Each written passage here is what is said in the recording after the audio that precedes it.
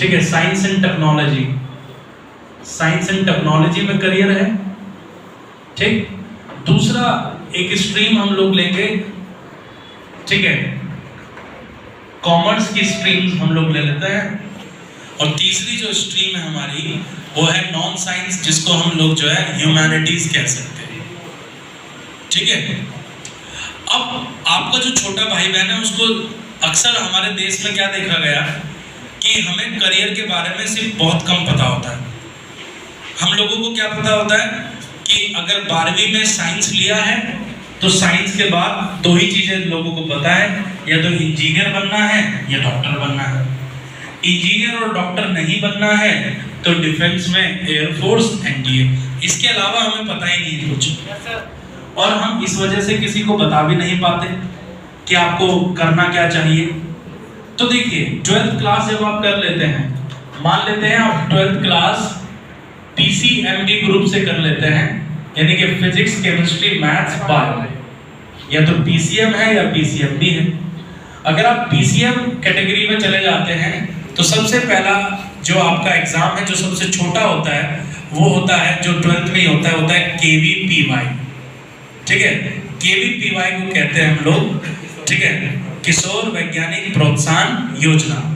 ये भारत सरकार की एक योजना है जो कि इंडियन इंस्टीट्यूट ऑफ साइंसेस, जो आईआईटी से कहीं बड़ा है, Indian institute of sciences IISc, ठीक है, यहाँ एडमिशन आपको मिलता है।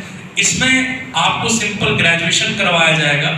ठीक है, यहाँ हो सकता है कि बीएससी कराओ और टिल जो है आप यहाँ पर एक जूनियर साइंटिस्ट के पद पर जो है यहाँ पर रिटायर होंगे, मतलब जूनियर साइंटिस्ट का पहला पद आपको मिलेगा। जैसे कि हमारे देश में बार्क है, हमारे देश में इसरो है, तो वहाँ जो साइंटिस्ट होते हैं वो इस एग्जाम के थ्रू, अगर 12वीं में कोई बच्चा पढ़ रहा है और उसको रिक्रूटमेंट चाहता है तो वो केवीपीवाई का एग्जाम दे सकता है।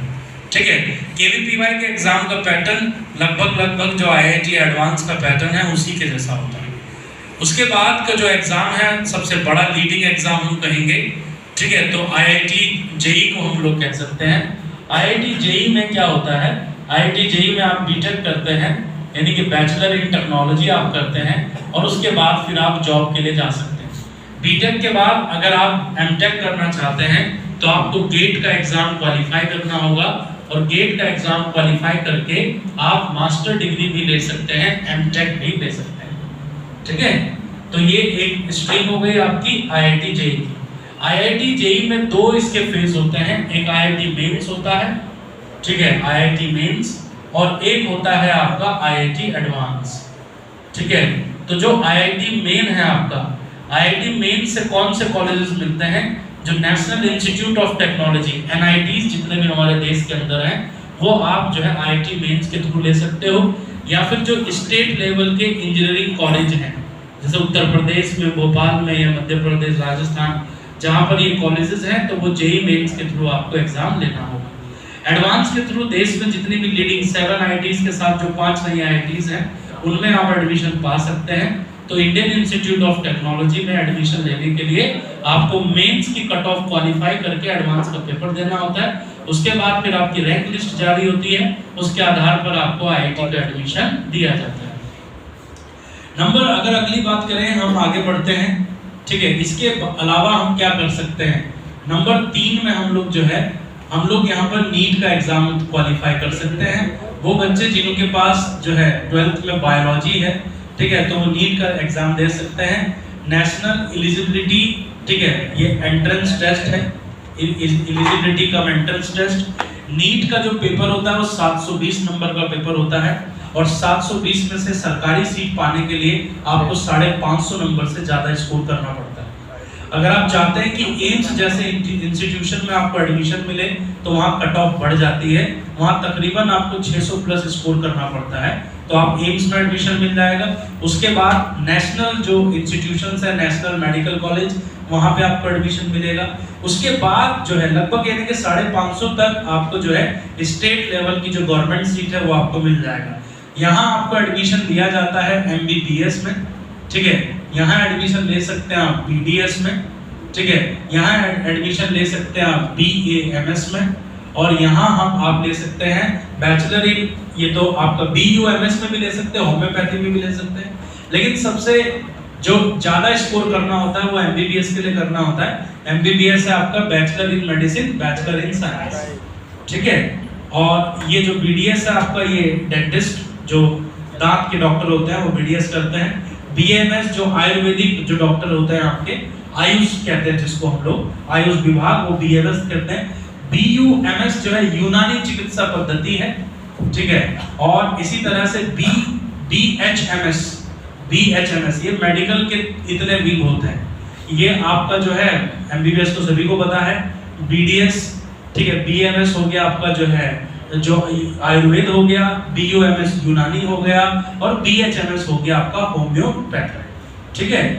ये आपके हाई प्रोफाइल जो है एग्जाम्स हैं, इन एग्जाम को क्वालिफाई कर सकते हैं। जैसे जैसे आप नीचे आएंगे वैसे वैसे जो मेरिट है वो धीरे धीरे नीचे खिसकती रहती है। ये 3 एग्जाम के बारे में तो देश के हर स्टूडेंट को पता ही है लगभग। इसके अलावा अगर लड़कियां हैं तो लड़कियां जो है डिफेंस की अगर हम बात करें मेडिकल फील्ड में, तो वो MNS का एग्जाम दे सकती हैं, ठीक है। ये है military nursing services. Military nursing services 12वीं के बाद दिया जाता है। इसमें आपका फिजिक्स, केमिस्ट्री, बायोलॉजी और इंग्लिश और थोड़ा सा जो है रीजनिंग का पार्ट आता है, ठीक है। BA MNS जब आप कर लेते हैं तो इंडियन आर्मी को आप सर्व करते हैं, और सर्व कहाँ करते हैं आप, जो मिलिट्री हॉस्पिटल्स हैं या जितने भी बेस के कैंप्स हैं आर्मी के, वहाँ पे आपको एक नर्सिंग की पोस्ट दी जाती है, और आपकी जो रैंक होती है वो एक जो है सूबेदार रैंक से आप लोग जो है अपना करियर शुरू कर सकते हैं। लेकिन MNS जो है केवल और केवल लड़कियों के लिए है, ये ओनली फॉर गर्ल्स है। अगर कुछ लड़कियां जो है जाना चाहती हैं डिफेंस में, लेकिन इतनी ज़्यादा फिजिकली वो एक्टिव नहीं है, मेंटली ज़्यादा एक्टिव है, तो ये मेडिकल फील्ड में जाना चाहती है तो MNS का एग्ज़ाम दे सकती हैं। ये साल में जो है एग्ज़ाम एक बार होता है, और इसके जो फॉर्म होते हैं दिसंबर में आते हैं, और एग्ज़ाम लगभग इसका अप्रैल में होता है। ऑब्जेक्टिव पेपर है, पेन पेपर बेस्ड पेपर है, हो सकता है इस बार से जो है आपका कंप्यूटर बेस्ड हो जाए, और बहुत अच्छा एग्ज़ाम है, इसको भी बच्चे दे सकते हैं। इसमें लगभग आपकी 240 सीटें हैं, 240, ठीक है। SSB नहीं होती इसमें बस आपका मेडिकल और रिटन एग्जाम होगा, ठीक है। और बहुत अच्छा सैलरी पैकेज अच्छा है, और खास बात की जो उसकी पोस्टिंग होती है वो बहुत अच्छे शहरों में होती है, क्योंकि जो बड़े बड़े आर्मी के बेस कैंप है जैसे कि देहरादून हो गया, चंडीगढ़ हो गया, ठीक है, तो अच्छे शहरों में इसकी पोस्टिंग मिलती है। रहने के लिए आपको क्वार्टर भी दिया जाता है, ठीक है। आपके आगे बच्चे हैं तो वो आर्मी के स्कूल में फ्री में पढ़ सकते हैं, तो ये बहुत सारी चीजें जो है इसमें मिलती है। तो MNS एक हाई प्रोफाइल एग्जाम है, ये दे दिया जा सकता है। ये जितनी भी चीजें मैं बता रहा हूँ 12वीं के साथ बता रहा हूँ। अब ये हो गया। अब डिफेंस का तो हमें पता ही है कि हम लोग जो है डिफेंस में हम लोग NDA का एग्जाम दे सकते हैं। NDA 2 बार होता है, NDA 1 और NDA 2। इसके बारे में तो मैं ज्यादा बात नहीं करूंगा, ये तो तुम्हें पता ही है, ठीक है। NDA में जो है 300 सीटों के लिए एंट्रेंस एग्जाम कराया जाता है, जबकि 50 सीटें जो है टेक्निकल एंट्री के लिए रखी जाती हैं, और 50 सीटें रिजर्व है सैनिक स्कूल के बच्चों के लिए। तो टोटल हर साल जो है 400 सीटों के 300 सीटों के लिए ओपन, और टोटल देखें तो 400 सीटों के लिए national defence academy exam conduct करवाती है।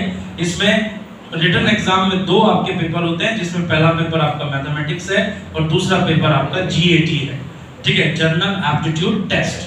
जनरल एप्टीट्यूड टेस्ट में आपको इंग्लिश के साथ साथ आपका हिस्ट्री, आपका पॉलिटिकल साइंस, इकोनॉमिक्स, ठीक है, ज्योग्राफी, ठीक है, आपका बायोलॉजी, आपका केमिस्ट्री और फिजिक्स, ये सब चीजें कवर की जाती है। ये तो आपको पता ही है इसके बारे में। और एक तो आपको ये पता ही है कि अगर आप थोड़ा और दूसरी विंग में जाना चाहें तो आप एयरफोर्स का एग्जाम जो है X और Y ग्रुप दे सकते हैं, लेकिन ये वाला एग्जाम भी जो है अभी तक लड़के ही दे सकते हैं, ठीक है। लेकिन NDA का एग्जाम इस बार से लड़कियां भी दे सकती हैं, ठीक है। एयरफोर्स का जो X ग्रुप है वो टेक्निकल है, और Y ग्रुप क्या है आपका नॉन टेक्निकल है।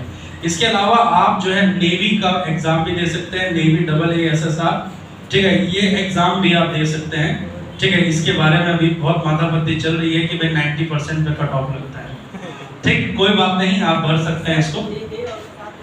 हाँ, इसमें जो है देखिए, एक होता है आपका अप्रेंटिस और एक होता है ज्वाइनिंग पे। मतलब कहने का मतलब है एक एग्जाम तो बिल्कुल एयरफोर्स के जैसा है, और एक एग्जाम है उसकी जो वैसी विंग है, जैसे मान लीजिए उसकी कोई मैनेजमेंट की विंग होगी ना, उसके अंदर होगा।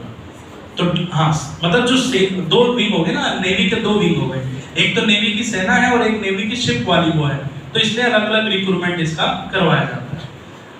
आगे चलते हैं, और कौन से एग्जाम दे सकते हैं। ठीक है, तो मैंने अभी तक आपको कितने एग्जाम बताए 12th के बाद, 7 बताए क्या क्या आप कर सकते हो। ठीक है, आप इंडियन कोस्ट गार्ड दे सकते हो, भारतीय जो है, जो तट रक्षक जो है सैनिक दल है, उसका जो है एग्जाम दे सकते हैं, इंडियन कोस्ट गार्ड का। ठीक है, तो इंडियन कोस्ट गार्ड की अगर हम बात करेंगे, ठीक है, तो इंडियन कोस्ट गार्ड का जो सिलेबस है वो लगभग आपका जो है, जो एयरफोर्स का जो पेपर होता है एक्स ग्रुप का, लगभग वैसा ही है, बस उसमें थोड़ा बहुत आपका जो है जनरल साइंस सवाल पूछे जाते हैं। ठीक है, पेपर सिंपल है और बढ़िया एग्जाम है ये। Indian Coast Guard Indian Navy का ही एक विंग है। ठीक है, इंडियन नेवी ने इसको, पहले इंडियन नेवी ही जो है जितने भी हमारे पोर्ट है, बंदरगाह है, उनकी रक्षा करती थी, लेकिन उन पे काम ज्यादा बढ़ा तो उन्होंने जो है एक नया विंग बना दिया जिसका नाम रख दिया इंडियन कोस्ट गार्ड। ठीक है, तो ये एग्जाम भी आप क्वालिफाई कर सकते हैं, ये एग्जाम भी अभी तक लड़के ही दे सकते हैं। आगे बात करते हैं नंबर 9। ठीक है, 12वीं के बाद अब हमारे पास क्या ऑप्शन है। मैंने आपको टेक्निकल बता दिया, मेडिकल बता दिया, डिफेंस बता दिया, लेकिन इसके अलावा भी करियर अपॉर्चुनिटी बहुत ज्यादा है। ठीक है, अब करियर अपॉर्चुनिटी एक ये है कि आप ऑल इंडिया, ठीक है, ऑल इंडिया सेंट्रल यूनिवर्सिटी